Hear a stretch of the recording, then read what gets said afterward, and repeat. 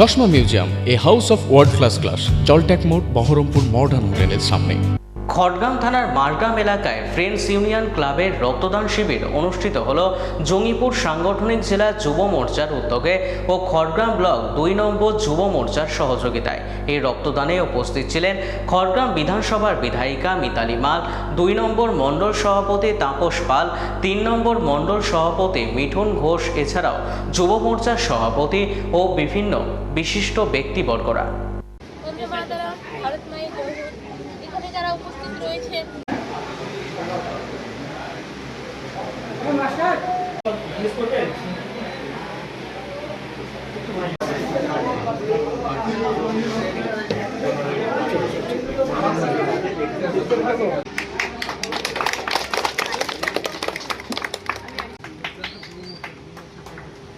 হবে আস্তে আস্তে।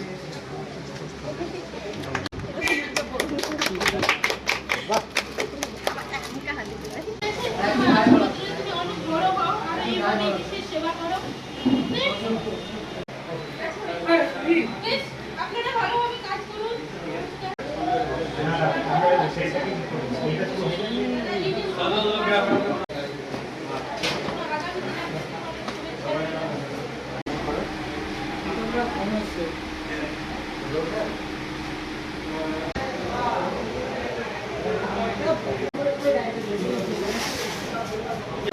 আজকে মারগ্রাম অঞ্চলে ফ্রেন্ডস ইউনিয়ন ক্লাবের উদ্যোগে এবং আমাদের ভারতীয় জনতা পার্টি যে যুব মোর্চা, আমাদের ক্লাবের যারা যুব মোর্চা তাদের উদ্যোগে একটা রক্তদান শিবিরের আয়োজন করা হয়েছে।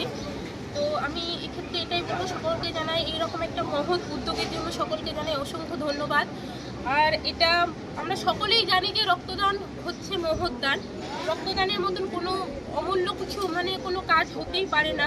এক ফোঁটা রক্ত আগামীতে কত মানুষের প্রাণ বাঁচাবে, ঠিক আছে, সেটা আমরা আমাদের এটা ধারণার বাইরে। তাই যারা এর সঙ্গে যুক্ত বা যারা রক্তদান শিবির রক্তদান করবে বলে ভেবে রেখেছি, তাদের দাদারা দিদিরা বা যারা করবে আর কি, তাদেরকে আমি বলবো আপনারা এগিয়ে আসুন এবং স্বেচ্ছায় রক্তদান করুন।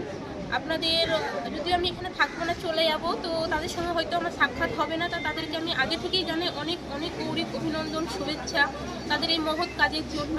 আপনারা এগিয়ে আসুন, যারা রয়েছে যুব মোর্চার যে সব ভাইয়েরা দাদারা রয়েছে, তাদেরকে আমি বলবো আপনারা এগিয়ে আসুন এবং এই মহৎ কাজে সামিল হন। নমস্কার।